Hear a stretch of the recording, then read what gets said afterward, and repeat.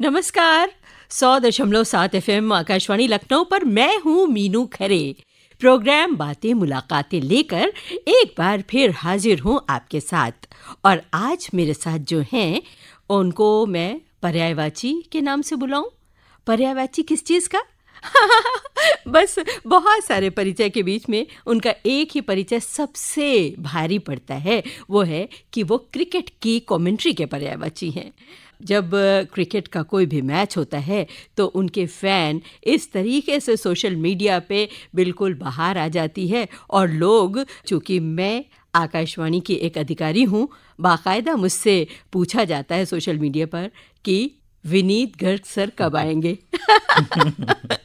तो आज बहुत गर्व की बात है और बहुत खुशी है इस बात की कि हमारे स्टूडियोज़ में, लखनऊ में, हमारे शहर में एक मेहमान के रूप में, एक कमेंटेटर के रूप में आए, जिन्होंने वर्ल्ड कप की कमेंट्री भी की। और आज हमारे स्टूडियोज़ में हमारे साथ बिल्कुल मेरे बगल में विनीत गर्ग जी बैठे हुए हैं। मुझे लगा कि इस प्रोग्राम को मैं डायरेक्ट ही शुरू करूं, क्योंकि कुछ भी विनीत गर्ग जी से बात करना सिवाय क्रिकेट कमेंट्री के, मुझे लगा ये वेस्टेज ऑफ टाइम है। तो विनीत जी, आपका बहुत बहुत बहुत स्वागत है हमारे इस प्रोग्राम में। आपसे बातों की शुरुआत मैं करना चाहूँगी। अगर वही वाली बात है कि और क्या पूछूं सिवाय इसके कि आप क्रिकेट कमेंटेटर जो हैं, ये आपकी सबसे बड़ी पहचान है। आप कैसा महसूस करते हैं जब इतने सारे आपके फ़ैन हैं, वो आपको चारों तरफ से बिल्कुल, मुझे लगता है कि बाढ़ आ जाती है कमेंट्स की आपके लिए, तो आप कैसा महसूस करते हैं? जी, पहले तो बहुत बहुत आभार आपका कि आपने ये अवसर मुझे दिया और ऐसा मौका दिया कि मैं अपने तमाम सुनने वालों से, प्रशंसकों से और फॉलोअर्स से बात कर सकूं। और आप स्वयं स्पोर्ट्स को इतना समझती हैं, जानती हैं, तो आपसे बात करने का आनंद ही अलग है। तो ये सारी बातें तो हैं, लेकिन हाँ, ये क्या होता है कि ये दोहरी मार है। एक और तो क्या होता है, जब आपके प्रशंसक ज़्यादा हो जाते हैं, तो मैंने बहुत पहले ये इस बात का एहसास मुझे हुआ, वो आपकी जिम्मेदारी बढ़ा देता है। जैसे लोगों को मालूम है आज विनीत जी बोलने वाले हैं, तो मुझे मालूम है कि उनको ये उम्मीद है, ये बोलेंगे। तो अगर मैं लापरवाही करूं तो मेरे उनको मायूसी होगी। तो वो एक आपको दायित्व देता है, और दायित्व जो है वो आपके लिए मेहनत लेकर आता है, उकसाता है आपको कि आप लापरवाही ना करें। You can't sit on your laurels. आप एक जगह रुक नहीं सकते हैं। बिल्कुल। Learning is a life long process. तो आप सीखते रहते हैं। और मैं हमेशा कहता हूँ कि मैं तो क्रिकेट का एक मामूली सा विद्यार्थी हूँ और इस महान खेल को अभी समझने का प्रयास ही कर रहा हूँ, पूरी तरह समझ भी नहीं पाया हूँ। मैं इस बात को इसलिए सही मानती हूँ क्योंकि कोई भी फील्ड हो, उसमें आप जितने गहरे उतरते जाते हैं, ये महसूस होता रहता है कि वाकई अभी तो हमने बस इसको शुरू किया है समझना। तो मैं इससे बिल्कुल इत्तेफाक करती हूँ। और विनीत जी, आप चूँकि हमारे स्टूडियोज़ में हैं और लखनऊ का ये केंद्र है, तो एक बात ये भी बता दीजिए कि ये लखनऊ शहर आपको कैसा लगा? आप आए यहाँ पे? नहीं, लखनऊ का तो ऐसा है कि इतना हमारी साहित्य से, संस्कृति से जुड़ा हुआ ये शहर है कि ऐसा कोई बिरला ही होगा जिसने नहीं सुना होगा लखनऊ के बारे में। तो जैसे खिलाड़ी होता है तो उसकी शोहरत उससे पहले पहुंच जाती है, तो लखनऊ का नाम आते ही इसकी जो प्रतिष्ठा है, इसकी जो शोहरत है, वो पहले आ जाती है। तो एक दिमाग में, एक तस्वुर में सब वो आने लग जाता है कि लखनऊ कैसा होगा, वहाँ के बाशिंदे कैसे होंगे। जी, तो जी। जो जैसा सुना था वैसा ही पाया, ये कह सकता हूँ।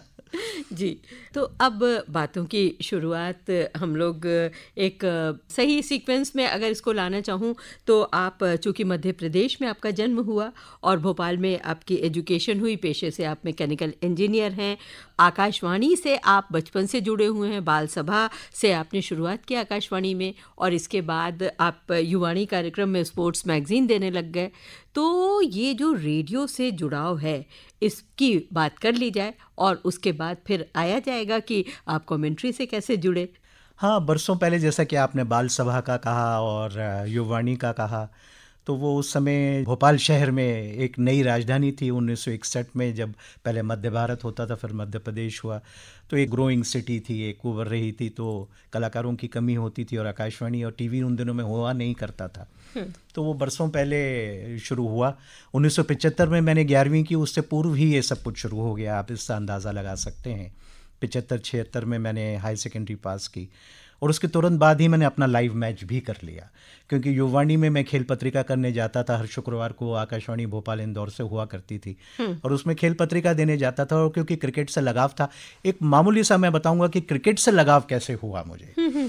अब जितने बड़े आजकल टीवी आते हैं, उस समय उतने बड़े रेडियो आया करते थे, 6 बैंड 8 बैंड के रेडियो आते थे। तो एक दिन मैं घर में बैठा बैठा उस बैंड को घुमा रहा था, तो अचानक उसमें अंग्रेज़ी में कोई बोल रहा था और वो बाद में मुझे एहसास हुआ कुछ मिनटों बाद कि क्रिकेट मैच की कमेंट्री है। और उसमें अच्छे बड़े बड़े नाम, सुरेश सरैया, आनंद सेटलवाड, लाला अमरनाथ जैसे लोग बोल रहे थे। और वो पहला मर्तबा था जब क्रिकेट को पहली बार मैंने सुना। और आपको ये भी बताऊं कि जब अपने बच्चे होते हैं, छोटे से बालक होते हैं, नौनिहाल होते हैं, उनके घर में अपने कोई आता है तो अपन कहते हैं कि बेटा अपनी वो वाली पोयम सुनाओ, आज तुमने वो गीत याद किया है वो सुनाओ, देखो कितना अच्छा, अंकल को सुनाओ। तो हम कमेंट्री सुनाते थे। तो ये किस आपने की वो बात है? सिमुलेशन की बात कही ना, कि वो जिस तरह से कई बार हो जाता है कि आपको ना देखते हुए भी कुछ बोलना पड़ता है जी। तो ये हम शायद समझता हूँ कि 7वीं 8वीं या 6वीं की बात रही होगी। 1969 आप कह सकते हैं, 69 में वो कमेंट्री हमने सुनी थी और उसको रट लिया था हमने। तो हमारे मामा विदेश में रहते थे, तो वो आए तो माँ जो है हमारे पीछे पड़ गई, ये कमेंट्री बहुत अच्छी करता है, सुनाओ सुनाओ। तो ये बैकग्राउंड है कि बहुत पहले से ही ऐसा होता रहा है। तो हमने कविताएं नहीं, क्रिकेट कमेंट्री ही सुनाई है।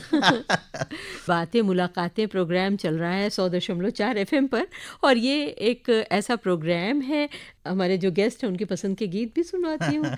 कुछ एक दो मुझे याद आ रहे हैं। एक तो ये कि जिंदगी प्यार की 2-4 घड़ी होती है, चाहे छोटी भी हो ये उम्र बड़ी होती है।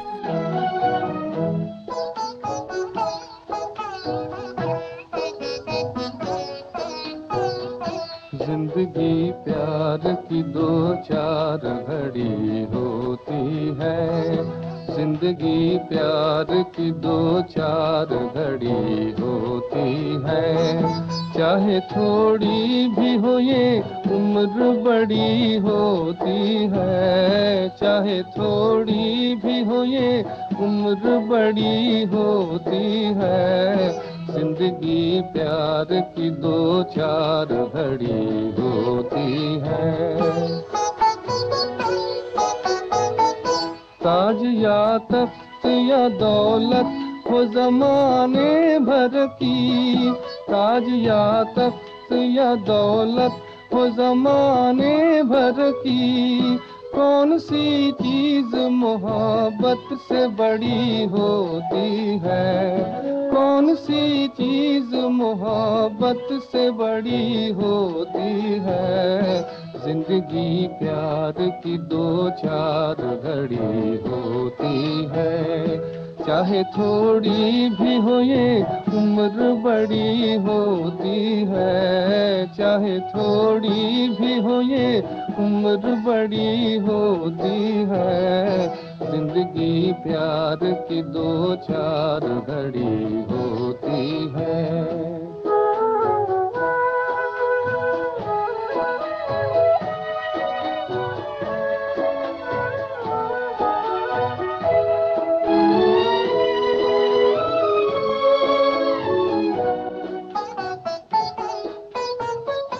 दो मोहब्बत भरे दिल साथ धड़कते हो जहाँ, दो मोहब्बत भरे दिल साथ धड़कते हो जहाँ, सबसे अच्छी यो मोहब्बत की घड़ी होती है, सबसे अच्छी यो मोहब्बत की घड़ी होती है, जिंदगी प्यार की 2-4 घड़ी होती है, चाहे थोड़ी भी हो ये उम्र बड़ी होती है, चाहे थोड़ी भी हो ये उम्र बड़ी होती है, जिंदगी प्यार की दो चार घड़ी होती है, जिंदगी प्यार की दो चार घड़ी होती है। तो क्या बचपन से ही क्रिकेट कभी खेलते भी रहे, या एकदम से बस यहीं से शुरुआत हुई कि रेडियो पर कमेंट्री सुनी और बहुत अच्छी लगी और उसे रट लिया और फिर उसे बच्चों की तरह जैसे बच्चे पोएम सुनाते हैं आप सुनाने लगे? देखिए, मेरी मान्यता है और मैंने इसको सत्य भी पाया, ये हकीकत है, और वो ये है कि एक कमेंटेटर को न्यूट्रल होना चाहिए। ठीक, बिल्कुल ठीक बात है, लेकिन आप देखिए कि देश प्रेम को आप हटा नहीं सकते हैं। और मेरी जो सफलता मुझे दी है, मालिक ने जो दी है, ईश्वर ने जो दी है, और मेरे जो चाहने वाले हैं वो मुझे इसीलिए पसंद करते हैं क्योंकि मैं भारतीय एंगल प्रस्तुत करता हूँ कमेंट्री में। एक समय तब था जब भारत के खिलाफ निर्णय मैदान पर बहुत दिए जाते थे जी, और उससे पूर्व लोगों को पता भी नहीं होता था कि ऐसा हुआ है, क्योंकि टीवी का ज़माना नहीं था। लेकिन मैं मैच रेफरीज उस समय नहीं होते थे, अंपायर से मिलता था, बात करता था और अंदर की खबरें देता था जो कि तथ्य होती थी। और भारत के खिलाफ जो भी हो रहा है, अच्छा भी हो रहा है, बुरा भी हो रहा है, उसको बताता था। और जिस तरह से एक कप्तान टीम को प्रेरित करता है, उसी तरह से मुझे लगता है कि कमेंटेटर भी टीम को प्रेरित करता है कि जो नए लड़के आते हैं वो आपके पास आते हैं कि सर मैं आज ठीक खेला कि नहीं खेला। तो उस समय अगर आप दो जुमले कस दें और उनको ये कह दें कि देखिए आज मुझे ये लगा, उसके कंधे पे हाथ रखकर, जैसे तेंदुलकर जब शुरू में आए और उनसे मेरी जब पहली बार मुलाकात हुई तो मैं ये चाहता था कि अगर तेंदुलकर सफल हो तो भारत भी सफल होगा। तो मैंने उनसे कहा कि एक ही बात है सचिन, अगर आप कंसिस्टेंट होंगे तो आप एक महान खिलाड़ी बनेंगे। आपके पास प्रतिभा हो सकती है, आपके पास लगन हो सकती है, लेकिन जब तक हर दूसरी तीसरी इनिंग्स में सेंचुरी नहीं आएगी आप एक महान खिलाड़ी नहीं बन सकते हैं। तो ये इस तरीके की बातें हो जाती हैं। तो पसंद इसलिए लोग करते थे कि एक देश का जो एंगल आता है, क्योंकि हर एक में जज्बा होता है देश के प्रति। आपके हीरोज होते हैं, आज विराट कोहली हैं, उनकी टी शर्ट सबसे ज़्यादा बिकती हैं। क्यों बिकती हैं? क्यों? देश के लिए रन करते हैं। तो इसलिए वो लगाव है। तो ये एक मुद्दा होता है, इसकी वजह से वो पॉपुलैरिटी ज़्यादा हुई और उससे बहुत लोग प्रेरित हुए। मेरे को एक शख्स हैं, बम्बई में रहते थे, वो आज शायद 30-40 साल बरस के हैं। तो उन्होंने मुझे लिखकर भेजा और बड़ी मुश्किल से उन्होंने मेरा पता किया आकाशवाणी से कि मुझे बड़ा गर्व है कि मैं अमिताभ बच्चन और विनीत गर्ग के युग में पैदा हुआ। इससे मैंने देशभक्ति सीखी। तो मैं अमिताभ बच्चन नहीं हूँ, लेकिन I am a poor man's cricket commentator. एक हल्का सा मामूली सा प्रयास है, लेकिन मैं ये सबको कहना चाहता हूँ, अपने देश से प्यार करिए तो आपको सफलता मिलेगी। आपकी सफलता और देश की सफलता अलग नहीं है। बिल्कुल बिल्कुल। आपने बताया कि क्रिकेट कमेंट्री से आपको कैसे प्यार हुआ और कैसे शुरुआत हुई। अगर उस यात्रा को आगे बढ़ाएं, जबकि आपने रट के अपने बड़ों को कमेंट्री सुनाई और लोगों से बहुत तारीफ़ें आपको मिली, उसके बाद कहाँ पर आता है वो पहला ब्रेक जब आपने प्रोफेशनल रूप से कमेंट्री की? और इस बीच में एक सवाल ये भी झांक रहा है कि क्या आप खुद भी क्रिकेट खेलते रहे? नहीं, मैंने बहुत ऊंचे लेवल तक क्रिकेट नहीं खेली। स्कूल कॉलेजेस में तो सभी खेलते हैं, लेकिन मैंने कोई हाई लेवल पे क्रिकेट नहीं खेली है। और ये एक दौर कुछ सालों पहले शुरू हुआ कि केवल क्रिकेटर्स ही करेंगे कमेंट्री। पहले ऐसा नहीं था और मैं आर्म चेयर क्रिटिक ही रहा हूँ हमेशा, और क्रिकेट मैंने किसी लेवल पर खेले नहीं है। लेकिन हाँ, जो लोग हमारी बातें सुन रहे हैं उनको मैं ये ज़रूर कहना चाहूँगा, ये ज़रूरी नहीं है क्रिकेट या कोई भी खेल की कमेंट्री आप करना चाहें। और मैं ये दरख्वास्त करूंगा सब लोगों से कि आप क्रिकेट कमेंट्री ही ना करें, आप दूसरे खेलों में भी करें, और उसकी बहुत सख्त ज़रूरत है हमारे देश में। और उसमें सफलता का आयाम आप बहुत जल्दी छू सकते हैं, क्योंकि क्रिकेट हर आदमी करना चाहता है, हर व्यक्ति करना चाहता है। उसमें थोड़ा कंपटीशन और विलम्ब हो सकता है, देरी लग सकती है, लेकिन दूसरे खेलों को भी देखें और उनमें भी आगे बढ़ेंगे तो होगा। तो उसके लिए तरीका ये है कि उस खेल को निचोड़ डालिए, उसको सीखिए, उसके जो अंदरूनी पहलू हैं उनको समझने का प्रयास करिए। जैसे मैं मैच में जब जाता हूँ मैच करने के लिए, मैं 2 दिन पहले जाता हूँ। अब तो समय बहुत बदल गया, लेकिन जब मैंने शुरुआत की थी तो मैं 2 दिन पहले चला जाता था और नेट्स में जाता था, खिलाड़ियों को देखता था, खेलते हुए देखता था, उनसे बातचीत करता था। मैं पिच देखता था, पिच क्यूरेटर से बात करता था, पिच कैसे खेलेगी, उसमें आखिरी बार पानी कब दिया है, किस तरह से इसका वो होगा, ये सब मैंने अपनी नज़रों से निकाला है। मैंने उसको सीखा है, ग्रास रूट लेवल पे जाके सीखता था। और वो जब जानकारी अपने सुनने वालों को देता था तो वो उससे सीखते थे, वो पसंद करते थे। क्योंकि एक वो है कि योगः कर्मेषु कौशलम। आप सड़क पे एक मूची बन के बैठ सकते हैं, जूता सुधारने वाले, लेकिन दूर दूर तक आपसे बेहतर मूची नहीं होना चाहिए। You can be a cobbler but there should not be a better cobbler than you. अगर आप कोई सी भी व्यवसाय इख्तियार करें और आप अपनाएं उसको, तो ये स्पर्धा नहीं है। कार्य को कुशलता से करना ही हमारा ध्येय होना चाहिए। हम किसी को गिराना नहीं चाहते हैं, हम किसी से आगे नहीं दौड़ना चाहते हैं। अगर किसी एक काम को दक्षता से आप करेंगे तो सफलता आपकी कदम चूमेगी। हालांकि वो कार्य आप सफलता के लिए नहीं करेंगे, बल्कि कार्य को अच्छा करने के लिए और उससे आनंदित होकर। कमेंटेटर जब तक स्वयं आनंदित नहीं होगा, उसका सुनने वाला कभी लुत्फ नहीं उठा सकता। जी जी जी जी।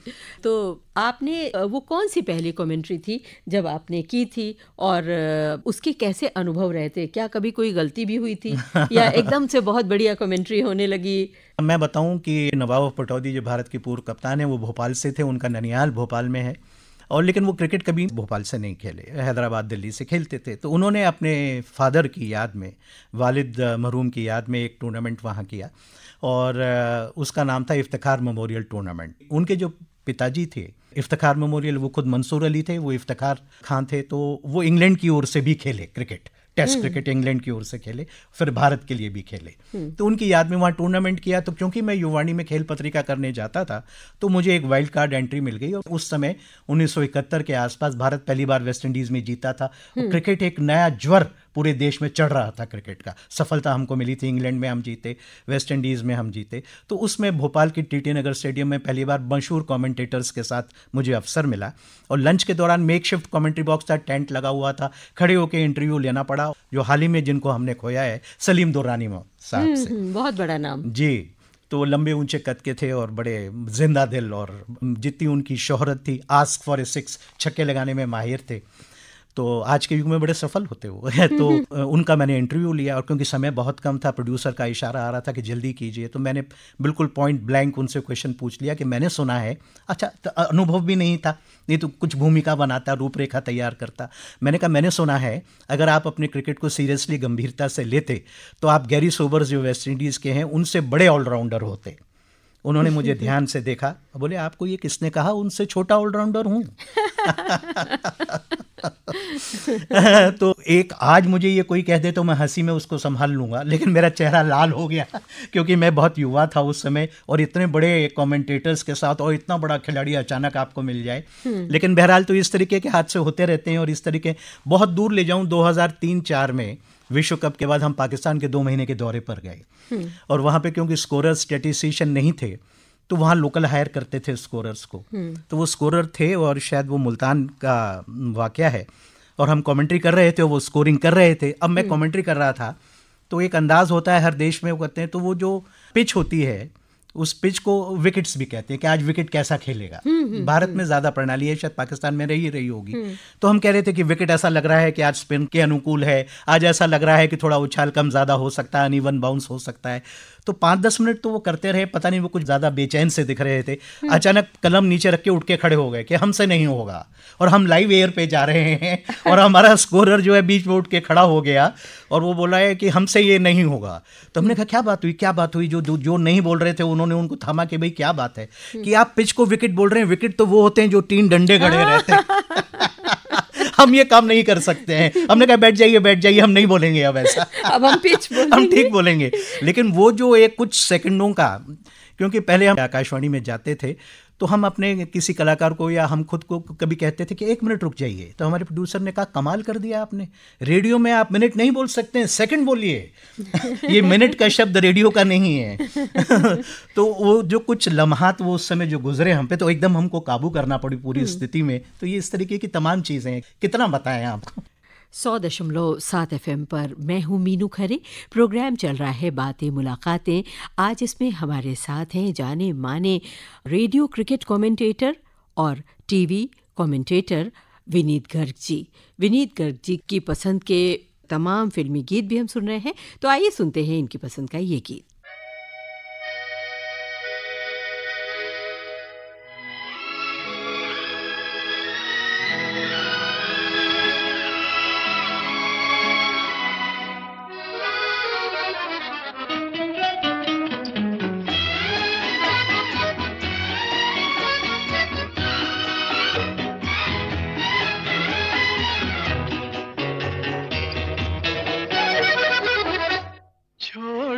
कर तेरे प्यार का दामन, छोड़ कर तेरे प्यार का दामन, ये बता दे के हम किधर जाएं। हमको डर है कि तेरी बाहों में, हमको डर है कि तेरी बाहों में हम खुशी से ना आज मर जाएं।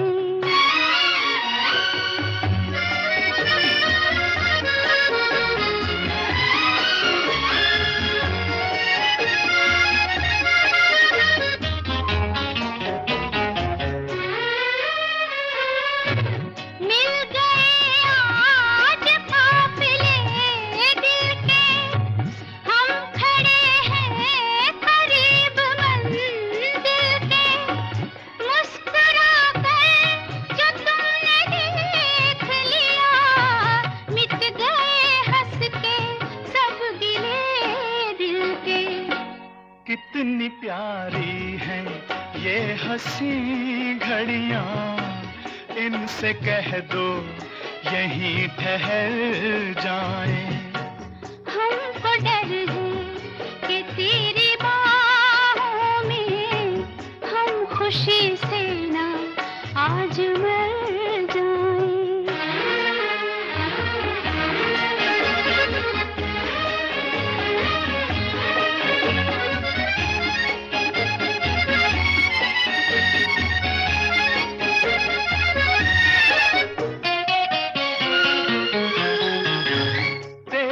कदमों पे जिंदगी रख दूं, अपनी आँखों की रोशनी रख दूं। तू अगर खुश हो मैं तेरे दिल में अपने दिल की हर एक खुशी रख दूं। मेरे हमदम मेरी खुशी है, तू नजर आए हम जिधर जाएं।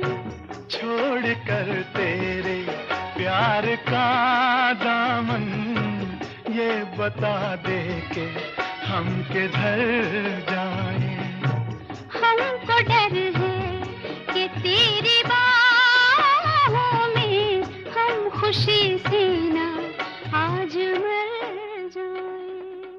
आपने क्रिकेट की पहले जो कमेंट्री की वो याद कर ली थी, रट ली थी और सुनाई थी सबको। उसके बाद जब एक्चुअल में सुनाने लगे तो कैसे ये सब कुछ हुआ? कैसे एकदम से आंखों देखा हाल सुना पाए आप? क्योंकि उस समय युवा आपकी उम्र थी, तो कैसे ये सब कुछ हुआ? और आंखों देखा हाल सुनाना आपके हिसाब से क्या है? देखिए, ऐसा है कि जब तक वो आपके जज्बात ना हो, जब तक आपके पैशन ना हो, खेल से आपका अंदरूनी लगाव ना हो, आप कमेंट्री नहीं कर सकते। कर तो सकते हैं लेकिन कुशलता के साथ नहीं कर सकते हैं, उस रवानी के साथ नहीं कर सकते हैं। तो पहली चीज़ तो ये है कि क्रिकेट से बहुत लगाव था, बहुत लगाव था, और क्रिकेटर्स से बहुत लगाव था, तो उनको फॉलो करता था, तो मैं तैयार तो रहता ही था हर समय। लेकिन हाँ, एक कमेंटेटर की कुछ दुश्वारियाँ होती हैं, मुश्किलातें होती हैं जब वो मैदान पर जाता है। तो उस समय टीवी का युग तो होता नहीं, तो आज कमेंट्री बॉक्स में फ्रूट मॉनिटर भी होता है, विजुअल मॉनिटर भी होता है, लेकिन पहले नहीं होता था। और मैदान के विस्तार तो हमेशा से बढ़े रहे हैं। तो पहला तो ये चिंता का विषय हुआ करता था, और शायद आज भी लोग सोचते होंगे, लेकिन आज क्योंकि टीवी है तो आजकल लोग ज़्यादा जानते हैं। लेकिन उस समय पहली दुश्वारी ये थी कि इतनी दूर से खिलाड़ियों को कैसे पहचानेंगे। हाँ, क्योंकि कमेंटेटर बॉक्स जो है वो काफ़ी ऊंचाई पर है, और आप कैसे पहचानेंगे उनको? अच्छा, और शर्ट नंबर्स नहीं होते थे टेस्ट मैच में, तो कभी नहीं होते थे। बहुत देर से अब आए हैं शर्ट नंबर्स, जब वनडे और वाइट बॉल क्रिकेट होने लगा। तो फुटबॉल और हॉकी में तो फिर भी शर्ट नंबर्स बड़े बड़े में तब नहीं होते थे, तो उनको देखना। और फिर क्रिकेट में क्या होता है, सबसे बड़ी परेशानी है जो लोग बहुत कम जानते हैं, क्योंकि जिसने नहीं किया वो जान नहीं सकता। अब वो ये है कि क्रिकेट में 1 मिनट में सब हो जाएगा, एक गेंद आएगी सब हो गया, और फिर दूसरी गेंद तक आपके पास बहुत सारा समय, लंबा समय है, और उस समय को आपको भरना है और उन बातों से भरना है जो काम की हों। ये एक बहुत बड़ा चैलेंज होता है कि 2 गेंदों के बीच में आपका लिसनर बोर ना हो और आप इस तरीके की जानकारी दें। उसके लिए फिर आपको पढ़ना पड़ता है, देखना पड़ता है, सुनना पड़ता है, और आजकल तो देखने का माध्यम हो गया है, और आजकल तो सब कुछ है। लेकिन मैं उन दिनों में ब्रिटिश काउंसिल लाइब्रेरी का सदस्य था, मेंबर था, और क्रिकेट क्योंकि इंग्लिश खेल है तो ब्रिटिश काउंसिल में बड़ी बड़ी किताबें क्रिकेट की मैंने लेके पढ़ी, वो भाग्य से मैं उसका सदस्य था। मैंने क्रिकेट के बारे में बहुत पढ़ा, और मैं जो भी एक उदयमान कमेंटेटर है या जो एक पेशा बनाना चाहता है कमेंट्री का, वो मैं पहली बात उसको यही कहूँगा कि जिस खेल से जुड़ना चाह रहे हैं उसको समझें, उसके बारे में पढ़ें। तो आजकल तो यूट्यूब पर और आजकल तो मीडिया पे सब कुछ है, एनसाइक्लोपीडिया ही जब आपके पास इंटरनेट पे है तो आप उस खेल को समझेंगे, जानकारी होगी। और फिर दूसरी बात यह है कि एक मुझे बात याद आ रही है, क्रिस्टोफर मार्टिन जेंकिंस एक बहुत बड़े स्पोर्ट्स जर्नलिस्ट हुए हैं, क्रिकेट के बहुत बड़े कमेंटेटर थे। बोले क्रिकेट कमेंट्री का एक ही मजा है, 2 गेंदों के बीच में आप अपने सुनने वालों को चांद सितारों की सैर करा के वापस ला सकते हैं। आप इतनी अच्छी कमेंट्री करते हैं, लोग बहुत पसंद करते हैं। आपके हिसाब से बहुत अच्छा कमेंटेटर वो कौन है जिसको आपने पसंद किया? बहुत हैं जिनसे मैं प्रेरित हुआ, लेकिन देखिए एक होता है मेहनती कमेंटेटर, तो उसका जो मसाला होता है और वो जो आपको प्रस्तुत करता है वो अलग कैटेगरी का होता है। कुछ लोग होते हैं they are born with the golden spoon in the mouth, वो पैदाइशी कुछ चीज़ें लेकर आते हैं। तो उनमें नाम आता है अनंत सेटलवाड का। वो बोलते थे तो ऐसा लगता था कि मक्खन के ऊपर ज़बान चल रही, उनका बोलने का अंदाज बहुत बढ़िया था। तो एक तो अनंत सेटलवाड की जो इंग्लिश कमेंटेटर थे वो, लेकिन उनकी बोलने के अंदाज से मैं बड़ा ही मतलब मुतासिर था और मैं बड़ा प्रभावित था और उनका बड़ा असर मुझ पे पड़ा। और एक दूसरे थे सुरेश सरैया, दोनों के साथ आगे चल के मैंने कमेंट्री की। और सुरेश सरैया साहब अपने अंतिम दिनों तक अपने वो रजिस्टर एक मेंटेन करते थे जिसमें उन्होंने जितने मैच किए थे उनके स्कोर कार्ड हाथ से लिखे हुए, उनमें लाइन खींचते खींचते ही उनका इंतकाल हुआ। इतने क्रिकेट से वो जुड़े हुए थे। उस दिन मैं उनके पास ही था और बचपन से जिनको देख के कमेंट्री सीखी उनके साथ बरसों मैंने कमेंट्री की। तो क्रिकेट को समझना चाहिए, खेल को आना चाहिए और उसके पीछे समर्पण होना चाहिए। और जैसा कि आपकी ख्याति हो जाती है तो ख्याति बढ़ने से आपकी जिम्मेदारी बढ़ती है। धीरे धीरे मुझे पता लगा मेरे लिसनर्स को क्या अच्छा लगता है, क्योंकि मेरे जो अधिकारी होते थे उनको कई चीज़ें समझ में नहीं आती थी कि आप ये क्यों बोलते हैं बीच में। लेकिन एक लिसनर्स का ऐसा सैलाब आया जिन्होंने कहा कि नहीं विनीत जी ही चाहिए। तो विनीत जी क्यों चाहिए, वो प्रश्न है। तो विनीत जी जो बोलते हैं वही लोग पसंद कर रहे हैं। तो वही चांद सितारों वाली बात है। एक प्रीति प्रजापति थी जो लेडी श्रीराम कॉलेज में हिंदी साहित्य की टीचर थी। मैं वेस्ट इंडीज़ के दौरे पर जा रहा था और कहीं से नंबर लेके उन्होंने मुझे फ़ोन किया और अगले दिन मॉर्निंग में मेरी फ़्लाइट थी। और मैं आपको बताऊं वो नेत्रबाधित थी, विजुअली चैलेंज थी। तो उन्होंने मुझे फ़ोन किया और उन्होंने कहा कि विनीत जी 5 मिनट मुझे दे दीजिए, मेरी ज़िंदगी की बहुत बड़ी हसरत है। मैं इसलिए कोट कर रहा हूं कि एक मुद्दे की बात उन्होंने कही। उन्होंने ये कहा कि 7 घंटे क्रिकेट मैच एक दिन में 7 घंटे का होता है, 7 घंटे में हम आपसे जुड़े रहते हैं। तो आप जो बोलते हैं उससे हमने ज़िंदगी जीना सीखी है। अब क्रिकेट का मैच 7 घंटे आप बात कर रहे हैं, लेकिन हर गेंद पर, हर पहलू पे आपका जो नज़रिया है उससे आपका लिसनर प्रभावित होता है। तो एक जो स्वयं हिंदी साहित्य की टीचर हैं वो मुझसे ये कह रही हैं कि आपसे हमने ज़िंदगी जीना सीखी है। तो आप समझ सकती हैं कि रेडियो कितना पावरफुल माध्यम है। और आप 7 घंटे तक अगर किसी से मुखातिब हैं तो उसका क्या मायने होता है।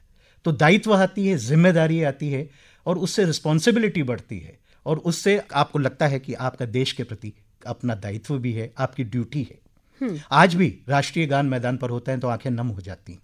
जी जी जी। विनीत जी, लोग अक्सर, कुछ युवा भी मुझसे ये सवाल पूछते हैं और इधर मेरी कुछ युवाओं से मुलाकात हुई जो आपके बारे में भी पूछ रहे थे कि आप कमेंट्री कब करेंगे। ये मौका मुझे मिला है कि उनके प्रश्न आप तक पहुंचाऊं। उन्होंने ये पूछा है कि जब आप इतने दूर से देखते हैं जिसमें खिलाड़ियों को भी पहचानना मुश्किल होता है, तो आप कहते हैं ना कि वो स्लिप पे खड़े हुए फला खिलाड़ी ने इसको कैच किया, तो ये कैसे पहचानते हैं? दूसरी बात है, बॉल आती है और इतनी तेज़, अक्सर आप बताते भी रहते हैं कि 140 किलोमीटर पर आवर के स्पीड से बॉल आ रही है। तो इतनी तेज़ बॉल आती है, 1 सेकंड में वो चली जाती है, हिट होके शॉट लग जाता है और रन भी बनने की प्रक्रिया शुरू हो जाती है। तो ये सब कुछ इतनी जल्दी आप कैसे समझ लेते हैं इतनी दूरी से? हाँ देखिए, अब आजकल तो क्या है कि इंटरनेट युग आ गया है और आधुनिक इलेक्ट्रॉनिकी आ गई है, टीवी का युग आ गया है, तो बहुत सी चीज़ें हैं। उसका मामूली सा चर्चा करके मैं छोड़ता हूँ, पीछे पुराने दिनों में चलता हूँ जो आपके प्रश्न पे ज़्यादा लागू होता है। वो ये है कि आजकल तो स्पीड गन होती है, टीवी पे कैमरे पे आ जाती है, स्पीड है तो आप देख सकते हैं। जब क्रिकेट के खेल को आप समझने लग जाएंगे तो बैट्समैन उस गेंद को कैसे खेला उससे आपको अंदाज़ा लग जाएगा ये धीमी गेंद थी, वो बात की बात है। होता क्या है कि जैसे आज एक मैच चल रहा है और आप उसमें कमेंट्री नहीं कर रहे हैं, तो आप या तो किताब पढ़ेंगे या टीवी देखेंगे। आज तो टीवी है, चलिए मान लीजिए टीवी नहीं है तो आप न्यूज़पेपर डेली पढ़ेंगे। तो आपने पढ़ा कि एकनाथ सोलकर ने फॉरवर्ड शॉर्ट लेग पे कैच पकड़ा, तो आपको मालूम है फॉरवर्ड शॉर्ट लेग पे सोलकर होता है। ये आपका होमवर्क है, आपकी मेमोरी में रखिए कि फॉरवर्ड शॉर्ट लेग पे अगर स्पिनर इंडिया का है वहाँ पे एकनाथ सोलकर खड़ा होगा, वाडेकर हैं स्लिप में खड़े होंगे, गावस्कर वहाँ खड़े होंगे, फिर आपको मालूम है गावस्कर नाटेकत के हैं। तो ये जो एसिमिलिएशन है आपकी इंफॉर्मेशन का, आज के युग की बात नहीं कर रहा हूँ, आज तो ये बिल्कुल बदल गया है। आप तो टीवी के सामने बैठ जाइए और नोट करिए कि स्लिप में कौन खड़ा है, क्योंकि स्पेशलिस्ट फील्डर्स होते हैं। जब आपको ये पता लग जाएगा, क्रिकेट से जुड़ाव होगा कि आप स्पेशलिस्ट फील्डर्स डेवलप करते हैं और आपको तैयार किया जाता है कि आप स्लिप में खड़े होंगे। भारत में कई बार ऐसा नहीं होता, हम खामियाजा भुगतते हैं, कैच छूट जाते हैं। तो आपको ये सब चीज़ समझना है। समझ अगर होगी तो कोई चीज़ मुश्किल नहीं है। आपको मालूम है स्लिप में वही होगा। अगर आपको देखा कि कोई कम शरीर का है तो वो आज सोलकर नहीं दिख रहे हैं सामने, तो आप बोलने से कतराएंगे। एक पहली चीज़। दूसरी चीज़, एक बहुत बड़ा पॉइंट कमेंट्री का ये है कि जिस चीज़ के बारे में आपको स्वयं ये बात पुख्ता तौर पर नहीं पता है कि ये सही है, तो आप मत बोलिए। लिसनर तो उतना ही सुनेगा जो आप बता रहे हैं। ये बहुत बड़ी बात है जी। आप लिसनर को वही बात कहें जो आपके हिसाब से तथ्य है और उसको ना बताएं। उसको नहीं दिख रहा, आप एक रेडियो के माध्यम से बोल रहे हैं और केवल आपकी ज़बान और एक शब्दों की वो दुनिया है, ये आवाज़ की दुनिया है दोस्तों। तो इसमें जो आप बोल रहे हैं वही आपको मालूम है। आप इस बात की चिंता ना करें कि आपको क्या नहीं दिखा, जो दिखा है वो बोलें। और जब आप इस बात को समझ लें कि वहाँ पे कौन है तब बोलें, नहीं तो ना बोलें। तो ये कुछ चीज़ें हैं जो ट्रिक ऑफ द ट्रेड हैं और आ जाती हैं, उसमें हमको भी सीखने में टाइम लगा है। लेकिन आजकल इतनी दुश्वारियाँ नहीं हैं। टीवी पे आप तो स्वयं कमेंट्री करती हैं और आपको मालूम है कि टीवी पे कई चीज़ें बन जाती हैं। मैं आपको क्या बताऊं, विदेशी दौरे पर हम गए और टेलीफोन लाइन्स फेल हो गई या ये कुछ हो गया, और पहले एक ऐसे इंस्ट्रूमेंट्स आते थे, छतरी तान देते थे, पाकिस्तान से हम करते थे। अचानक इंजीनियर दौड़ कर आए कि कम्युनिकेशन फेल हो गया। तो आकाशवाणी से संपर्क साधे रखने के लिए मोबाइल फ़ोन हुआ करते थे, तो हमने आधे आधे घंटे मोबाइल पे कमेंट्री की है। तो इस तरीके की तमाम चीज़ें एकदम पेश आ जाती हैं, उनसे निपटना ही पड़ता है। लेकिन इतना मुश्किल नहीं है। हम पहली बार जब कमेंट्री करने के लिए गए तो हम भी इस बात को लेकर चिंतित थे कि इतनी दूर से कैसे देखेंगे। लेकिन हम पहला मैच करने के लिए जब फिरोजशाह कोटला में गए तो हमें लगा अरे ये तो ज़्यादा बड़ा नहीं है।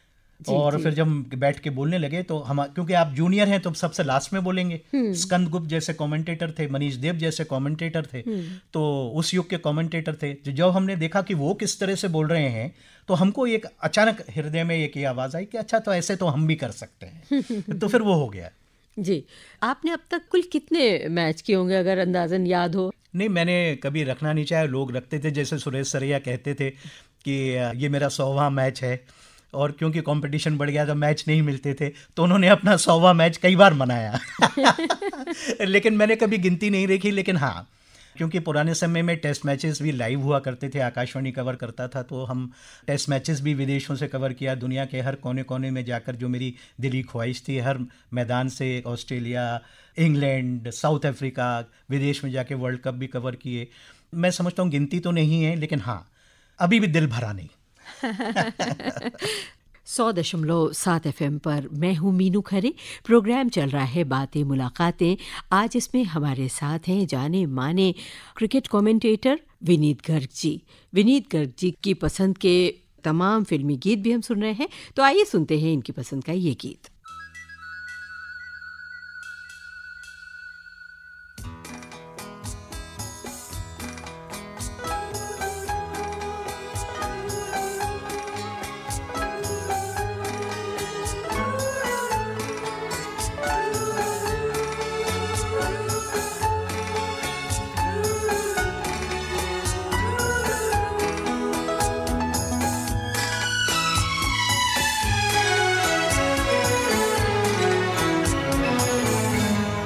जब कोई बात बिगड़ जाए, जब कोई मुश्किल पड़ जाए, तुम देना साथ मेरा ओ हमनवा।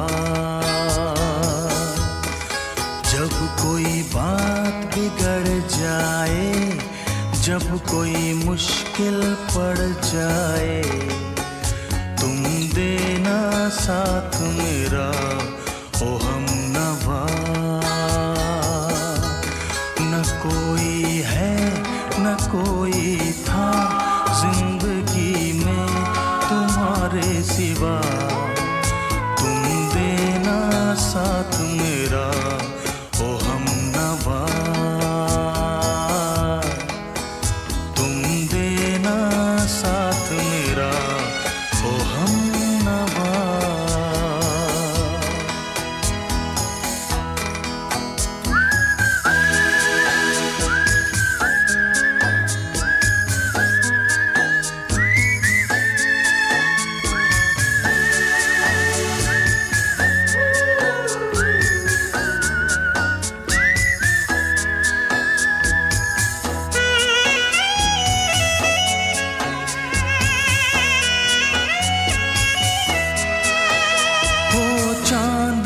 जब तक रात देता है हर कोई साथ, तुम मगर अंधेरों में ना छोड़ना मेरा हाथ।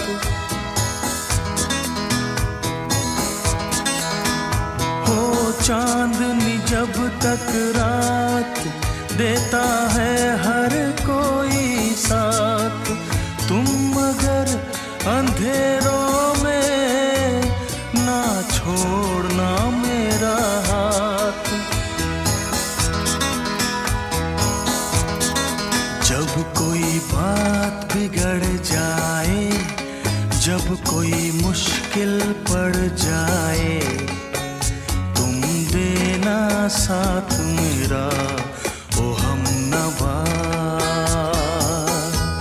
न कोई है न कोई था जिंदगी में तुम्हारे सिवा, तुम देना साथ मेरा ओ हमनवा। अभी इतने सारे वर्ल्ड टूर्स भी आपने किए, इतने सारे देशों में जाकर हमेशा रेडियो क्रिकेट कमेंट्री की, आप टीवी कमेंटेटर भी हैं जी। ये बताएं, दोनों माध्यमों में से कौन सा माध्यम आपके दिल के ज़्यादा करीब है और क्यों? आहा, क्या सवाल पूछा है आपने, बहुत ही बढ़िया सवाल है। और इसमें निश्चित रूप से हमारे सुनने वालों का जो इस एरिया में जाना चाहते हैं उनके लिए मैं बताऊं, ये बहुत बहुत इम्पोर्टेंट प्रश्न है। देखिए, रेडियो और टीवी दो मुख्तलिफ चीज़ें हैं, बिल्कुल अलग हैं। रेडियो में जैसा कि मैंने चांद सितारों की बात की, आप जो चाहें बोल सकते हैं जब तक कि आप रेफरेंस टू कंटेक्स्ट है, आप मैदान की बात कर रहे हैं, क्योंकि आपको बताना तो है ना, लिसनर आपके साथ ये देख रहा है कि इंडिया जीती हारी, स्कोर कितना हुआ, किसने कितने रन बनाए, वो एक बात अलग है। लेकिन आप जुड़े तो उसी लिए हुए हैं, लेकिन आप फिर भी जो चाहें बोल सकते हैं। आपके पास एक फ्लेक्सिबिलिटी होती है कि आप कुछ भी बोल सकते हैं। टीवी में आपको वही बोलना पड़ेगा जो प्रोड्यूसर कहे, क्योंकि उसको मालूम है उसने वो सीन तैयार कर लिया है, कैमरे में कैद है, उसकी मेमोरी बैंक में है। अब वो ये कहेगा कोहली की उस दिन की इनिंग्स में आपको दिखाने वाला हूँ, और आप में नैरेटिव में आपको उसको पिरोना है। एकदम तो आप ये कि नहीं कह सकते कि मैं कैमरे में आपको वहाँ ले जा रहा हूँ। आप जो बोल रहे हैं उसी में एक ट्विस्ट देकर आपको सारे लिसनर को वहाँ ले जाना है जहाँ वो विजुअल आ रहा है, और देखने में ये लगना चाहिए कि ये कहानी आपकी है, कैमरामैन और प्रोड्यूसर तो केवल आपकी मदद कर रहा है, जबकि होता इससे उल्टा है। तो ये एक बहुत बड़ा एक इसमें मुद्दा है जिसके बिना आप एक सफल टीवी कमेंटेटर नहीं हो सकते। और फिर हर प्रोड्यूसर, हर डायरेक्टर का अपना एक नज़रिया होता है, वो ज़रूरी नहीं है आपके नज़रिए से मेल खाए, तो उसको समझना बहुत ज़रूरी है। एक प्रोड्यूसर के साथ आप काम करते हैं तो आपको मालूम होना चाहिए ये क्या पसंद करता है, ये क्या ज़्यादा देता है, आंकड़े ज़्यादा दिखाता है या फिगर ज़्यादा दिखाता है। फिर आपको टीवी कमेंट्री में ये समझना पड़ेगा कि विकेट अभी गिरा है, दूसरा खिलाड़ी आ गया है, उसने एक गेंद खेल ली है, अब पुराना विकेट गिरा दोबारा दिखाया जाएगा, तो आपको मेंटली तैयार होना है कि इसको आपको कवर करना पड़ेगा, तो आप अपने शब्दों का ताना बाना बुन सकते हैं। तो टीवी और रेडियो बिल्कुल अलग है। विनीत जी, एक मैच आपने बताया 7 घंटे चलता है और उससे आगे पीछे मिला के मुझे लगता है 8 साढ़े 8 घंटे भी हो जाते हैं। इतनी देर तक बिना किसी फंबलिंग के लगातार धारा प्रवाह बोलना कितना मुश्किल है और कैसे आता है? यानी एक्सटेम्पोर बोलना पड़ता है, और इसीलिए बिल्कुल शुरू में हमने वही बात, आपने ऐसा प्रश्न किया कि वो बात खुद ब खुद बाहर आ गई, और वो ये है कि जब तक आपका लगाव नहीं है, समर्पण नहीं है, पैशन नहीं है, जज्बात उस चीज़ से जुड़े हुए नहीं हैं, आप कोई काम कर नहीं सकते हैं। अब मैं तो क्रिकेट को खुद देखना चाह रहा हूँ, मैं एक गेंद भी मिस नहीं करना चाह रहा हूँ। आजकल रेडियो पे आप देखिए 50 ओवर वर्ल्ड कप में केवल 2 कमेंटेटर, एक इंग्लिश हिंदी के हैं, तो कुर्सी से उठ के भी नहीं जाते हैं हम कमेंट्री बॉक्स छोड़कर, हम लगातार बैठे रहते हैं, क्योंकि क्रिकेट से आपका लगाव है। आपको अपने प्रोफेशन से, जब आपकी हॉबी ही आपका प्रोफेशन बन जाए तो फिर बात बदल जाती है। इसलिए लगाव के बगैर तो कोई काम हो नहीं सकता, और मेहनत करने वालों की कभी हार नहीं हो, तो मेहनत तो करनी ही पड़ेगी, और जब मेहनत होगी तो 8 घंटे कोई मायने नहीं रखते। एक युवा जिसको एक सामान्य क्रिकेट आता हो और वो ऐसे ही इच्छा रखे कि हमको विनीत गर्ग बनना है और कमेंट्री करनी है, तो कोई युवा एक सफल रेडियो क्रिकेट कमेंटेटर बने तो उसको कहाँ से शुरुआत करनी चाहिए और कैसे शुरुआत करनी चाहिए और क्या कुछ करना चाहिए? एक पहलू तो हमने बता ही दिया कि भाई खेल के बारे में जानकारी पूरी होनी चाहिए, उसको पढ़कर, लिखकर, देखकर, सुनकर। आप जब एक बार लगाव आपका हो गया तो आप उससे जुड़ जाएं। रोज़ न्यूज़पेपर में क्या खबरें आती हैं वो पढ़ें, मैगजीन्स आजकल कम होती हैं तो इंटरनेट पे जाएं, कौन किस वजह से आउट हुआ, पिच कैसी थी, पिच में जो उसकी तासीर जैसे बदलती है तो खेल पे क्या असर पड़ता है, आज से ही शुरू हो जाएं, उसको समझने की कोशिश करें। आज पूरी टीमें इस बात से बुरी तरह से पीड़ित हैं कि हर मैदान अलग है और 10 केंद्र हैं, इतनी ट्रैवलिंग करनी पड़ती है, तो मैदान में क्या चीज़ होती है जो एक से अलग होती है, अलग अलग किस्म की पिचें कौन सी होती हैं, तो ये सब जानकारी जुटाएं और समय के साथ उसमें क्या बदलाव आ रहा है। आज वनडे क्रिकेट में 2 गेंदों का इस्तेमाल होता है मैच में, पहले नहीं होता था, एक इनिंग्स में 2 होती हैं, उससे आप ब्रेस्ट रहें, उनको सीखते रहें। पहली चीज़ तो ये है। दूसरी चीज़ ये है कि हमारे देश में, इतना हमारा महान देश है कि 5-5, 10-10 किलोमीटर पे भाषाएं बदल जाती हैं, लेकिन आपको जो एक देवनागरी है और जो हिंदी की जो भाषा है, हमारी जो मातृभाषा है, उसको उस अंदाज में बोलना आना बहुत ज़रूरी है। डिक्शन आपका बहुत अच्छा होना चाहिए, आपका उच्चारण बिल्कुल शुद्ध होना चाहिए, कि देश के किसी कोने में भी हों। हालांकि लैंग्वेज अब बदल रही है, जैसे रीमिक्स गाने आने लगे हैं, ऐसे भाषा भी रीमिक्स होने लगी है, लेकिन आपको ज़रूरी है कि उच्चारण सही हो, गिफ्ट ऑफ द गैब हो, और फिर आप मेहनत करें, लगाव हो, लगन हो, मैच को ज़्यादा से ज़्यादा देखें, देखे बगैर कुछ नहीं हो सकता। तो ये 2-4-5 चीज़ें हैं, और किसी मुगालते में ये नहीं रहें, केवल जज्बात है तो फिर आपको, कई लोग तो स्पीकिंग कोर्स भी करते हैं क्योंकि ज़बान लड़खड़ाती है तो उसके कोर्स भी करते हैं। क्योंकि फिर कमेंटेटरी की बात ही नहीं है, क्रिकेट खेलने के लिए मेरे पास ऐसे पेरेंट्स आ जाते हैं और मुझसे कहते हैं बस आप तो मेरे बेटे को क्रिकेटर बना दीजिए।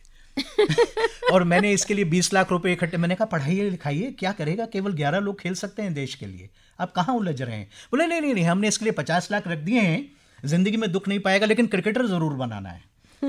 तो अब IPL आने के बाद से तो ये काफ़ी कुछ बदल गया है, लेकिन जो भी करें सोच कदम के उठाएं, लेकिन हाँ, योगः कर्मेषु कौशलम, जो करें बिल्कुल शिद्दत के साथ करें तो सफलता मिलेगी। एक सवाल जो मेरे मन में आ रहा है, चूँकि मैं भी एक कमेंटेटर हूँ, ज़रूरी नहीं है कि एक कमेंटेटर एक बहुत अच्छा प्लेयर भी हो या वो बाकायदा प्रोफेशनल लेवल पे खेलता ही हो, लेकिन ये सब कुछ कैसे होता है कि वो एक प्लेयर नहीं है लेकिन इतनी बेहतर तरीके से खेल की व्याख्या करता है, इतनी टेक्निकलिटीज़, इतनी इंट्रिक्रेसीज़ कैसे आती हैं? देखिए, मैं आपको बात बताऊँ एक, कि जो नॉन क्रिकेटर होता है वही खेल का ज़्यादा अच्छा विवरण देता है। आज दर्शकों में और सुनने वालों में और श्रोताओं में आज लोग क्यों ऐसे क्रिकेटर्स जो नहीं, मैं बिल्कुल क्रिकेट नहीं खेला हूँ, मैं आपको स्पष्ट बोल रहा हूँ, मैंने क्रिकेट नहीं खेला है, लेकिन फिर भी लोग पसंद करते हैं, तो ये पहली चीज़ तो ये समाप्त हो गई। हालांकि एक लॉबी है जो ये चाहती है कि क्रिकेटर्स ही करें, कोई बात नहीं, अच्छी बात है, लेकिन ऐसा नहीं है कि जो क्रिकेटर नहीं खेला है वो नहीं कर सकता है। जैसा कि मैंने बताया, वही जो पॉइंट्स हैं, आपको क्रिकेट से अगर जुड़ाव है आप बन सकते हैं, लेकिन हाँ, आपको एक्सपर्ट सलाह लेनी चाहिए। देखिए, कुछ लोग ऐसा करते हैं, एक कप लेते हैं, एक ग्लास ले लेते हैं, छत पे चले जाते हैं और छत पे जाने के बाद उस ग्लास में बोलते हैं और आवाज़ गूंजती है तो उनको लगता है हम रेडियो पे बोल रहे हैं, और फिर उसके बाद आपके आसपास जो जितना भी नज़ारा है आप उसका विवरण दें। तो आंखों देखा हाल सुनाना तो वहाँ से हो जाएगा। कुछ लोग इसको कमेंट्री में, एक बार मैंने कह दिया आंखों देखी, मैंने कहा आंखों देखी, जो मुझे बड़ा अच्छा लगता था। सुरेश साहब उठ के खड़े हो गए, ये क्या बोल रहा है विनीत, आज आंखों देखा हाल होता है, ये आंखों देखी कैसे होता है। मैंने कहा गद्य और पद्य में फ़र्क होता है। तो कहने का मतलब ये है कि आपको हर संभव प्रयास करना है जिंदगी में। मैं आपको स्पष्ट कहता हूँ, और ये मेरा अनुभव बोल रहा है, आप अपने लिए जो तसव्वुर करेंगे, आप जो संकल्प करेंगे कि मैं जीवन में ये बनना चाहता हूँ, आज नहीं तो कल ज़रूर बनेंगे। आपको केवल प्रयास करना शुरू करना है। आपने जो भी इच्छा अपनी ज़िंदगी के लिए करेंगे वो आपको एक न एक दिन ज़रूर मिलेगी। 100.7 FM पर मैं हूँ मीनू खरे। प्रोग्राम चल रहा है बातें मुलाकातें। आज इसमें हमारे साथ हैं जाने माने रेडियो क्रिकेट कमेंटेटर और टीवी कमेंटेटर विनीत गर्ग जी। विनीत गर्ग जी की पसंद के तमाम फिल्मी गीत भी हम सुन रहे हैं, तो आइए सुनते हैं इनकी पसंद का ये गीत।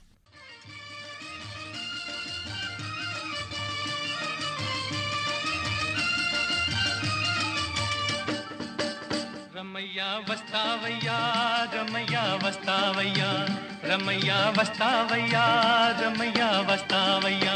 मैंने दिल तुझको दिया, मैंने दिल तुझको दिया, ओ रमैया वस्तावैया रमैया वस्तावैया रमैया वस्तावैया रमैया वस्तावैया। मैंने दिल तुझको दिया, मैंने दिल तुझको दिया, ओ रमैया वस्तावैया रमैया वस्तावैया।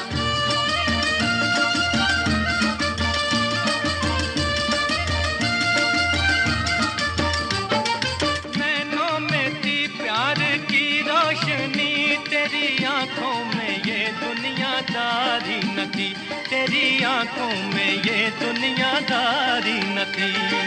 तू और था, तेरा दिल और था, तेरे मन में ये मीठी कटारी न थी, तेरे मन में ये मीठी कटारी न थी।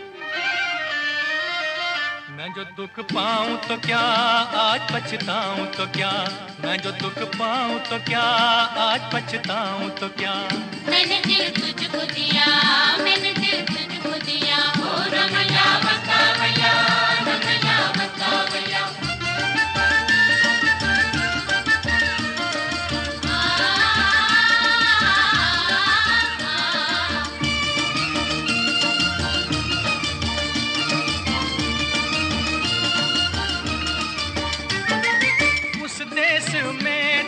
परदेश में सोने चांदी के बदले में बिकते हैं दिल, सोने चांदी के बदले में बिकते हैं दिल। इस गाँव में दर्द की छाँव में प्यार के नाम पर ही धड़कते हैं दिल, प्यार के नाम पर ही धड़कते हैं दिल।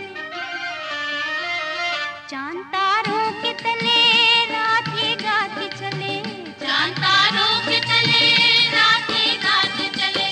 मैंने दिल तुझको दिया, मैंने दिल तुझको दिया, ओ रमैया वस्तावैया रमैया वस्तावैया।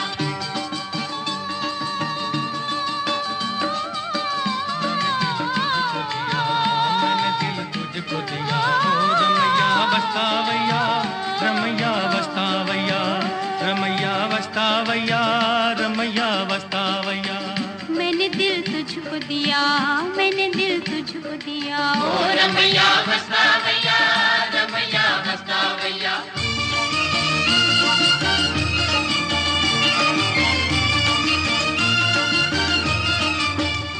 याद आती रही, दिल दुखाती रही, अपने मन को मनाना ना आया हमें, अपने मन को मनाना ना आया हमें। तू ना आए तो क्या, भूल जाए तो क्या, प्यार करके भुलाना ना आया हमें, प्यार करके भुलाना ना आया हमें। वहीं से दूर से ही तू भी ये कह दे कभी, वहीं से दूर से ही तू भी ये कह दे कभी, मैंने दिल तुझको दिया, मैंने दिल तुझको दिया, ओ रमैया वस्तावैया रमैया वस्तावैया रमैया वस्तावैया रमैया वस्तावैया। मैंने दिल तुझको दिया, मैंने दिल तुझको दिया, ओ रमैया वस्तावैया रमैया वस्तावैया।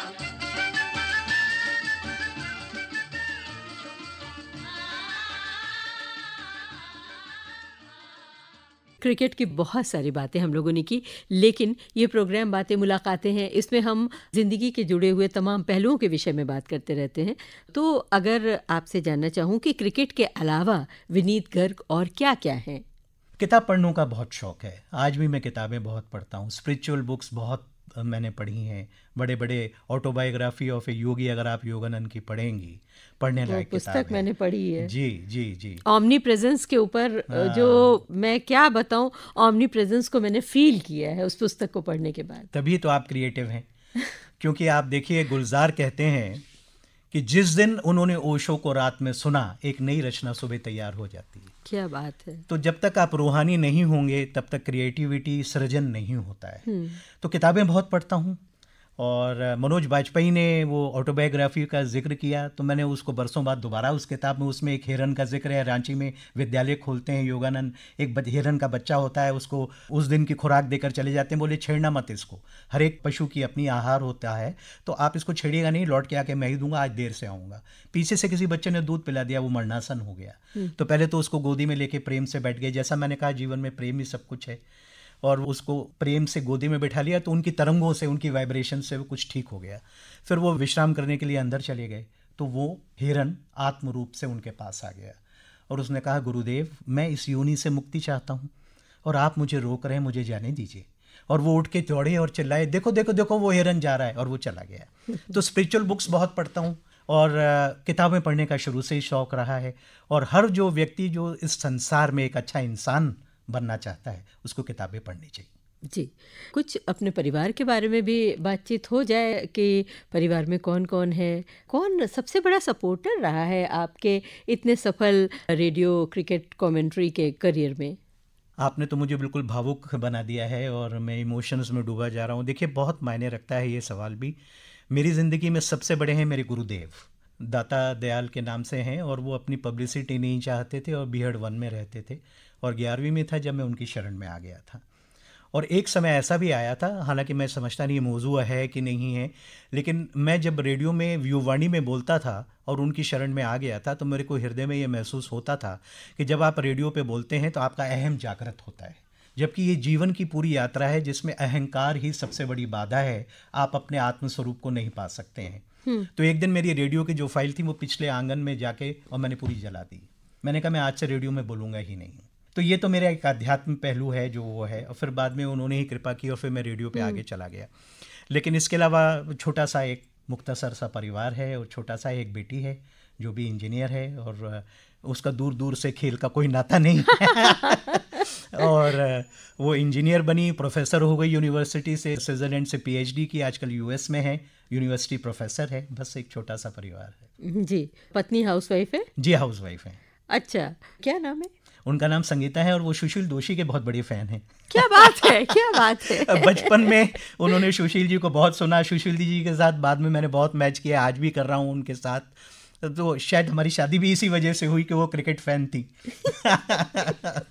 एक गीत हो जाए जो पत्नी को डेडिकेट करना चाहे संगीता जी को। क्या पसंद करते हैं? नेचर कैसा है विनीत गर्ग का? गुस्से वाले हैं, धैर्यवान हैं? पुस्तकों के अलावा क्या खाना पसंद करते हैं? कितने मित्र हैं? क्या कुछ करते हैं जब क्रिकेट कमेंट्री नहीं करते हैं?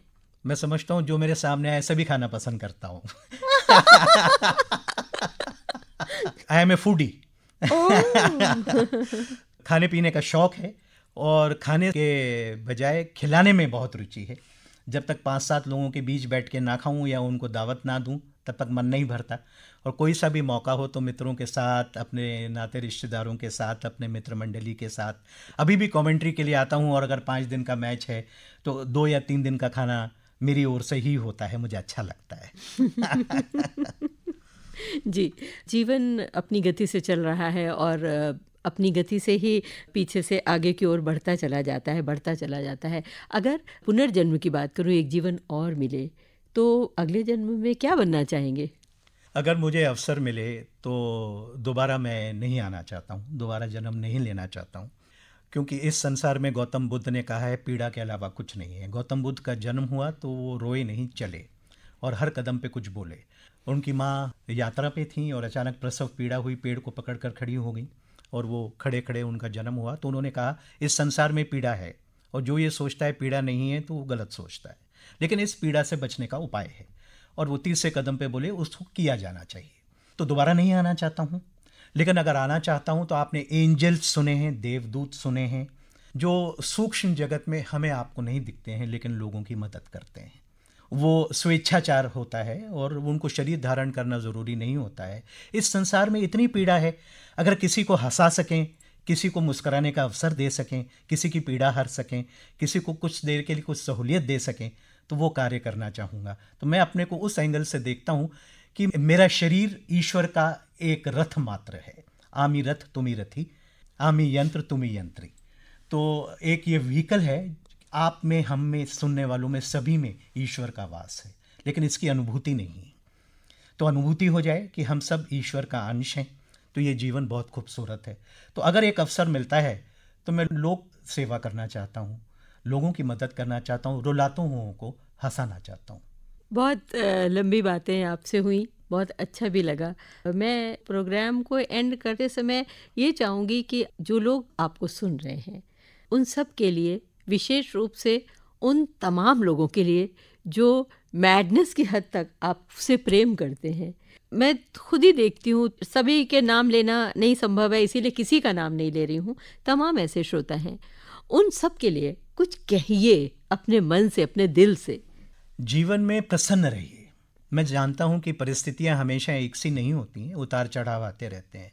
कभी किसी को मुकम्मल जहाँ नहीं मिलता, किसी को ज़मीं तो किसी को आसमान नहीं मिलता। तो मायूस नहीं होइए, कभी हिम्मत मत हारिए और संकल्प के साथ जिस काम में लगे हैं जुटे रहिए।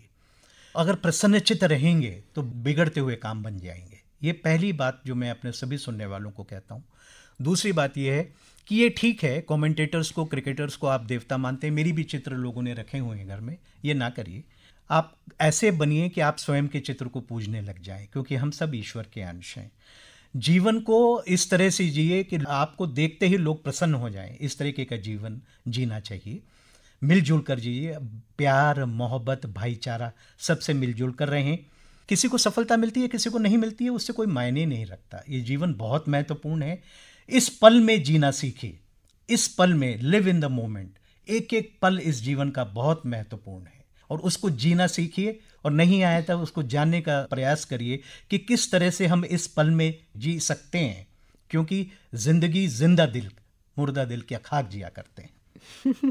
विनीत जी, बहुत अच्छा लगा आपसे बात करके, लंबी बातें आपसे हुई। मैं अगर अपनी बात करूँ तो मैं स्वयं खो गई। कई सारे इस कैनवस पे आपने चित्र खींचे और उसका आंखों देखा हाल तो मेरे श्रोता खुद ही सुन रहे हैं इस कार्यक्रम के माध्यम से। बहुत अच्छा लगा आप हमारे स्टूडियोज़ में आए, हमारे शहर में आए। आपका बहुत बहुत धन्यवाद देती हूँ हमारे प्रोग्राम बातें मुलाकातें में आने के लिए, हमारे खुसूसी मेहमान बनने के लिए। आभार तो मेरी ओर से आप स्वीकार करें, क्योंकि मैं बहुत कृतज्ञ हूँ आपका कि आपने मुझे ये सुअवसर प्रदान किया कि मैं अपने सुनने वालों को, चाहने वालों को 2 शब्द कह सका। दूसरी बात मैं ये कहना चाहूँगा कि बचपन से रेडियो में जुड़ा हूँ। आज कई वर्षों बाद मैं आज रेडियो स्टेशन पर आया। यहाँ पर जो अनाउंसर हैं, जो कंसोल पे बैठे हैं, आप किसी से भी मिलेंगे, इनका एक अलग ही अंदाज़ है, बोलने का सलीका एक अलग है, आप लोगों का उच्चारण अलग है, आप लोगों का उठने बैठने का तरीका अलग है। मैं बहुत मुतासिर होता हूँ, मुझे बहुत अच्छा लगता है आप लोगों के बीच में आकर, इसलिए आपका विशेष रूप से धन्यवाद देता हूँ। Thank you so much.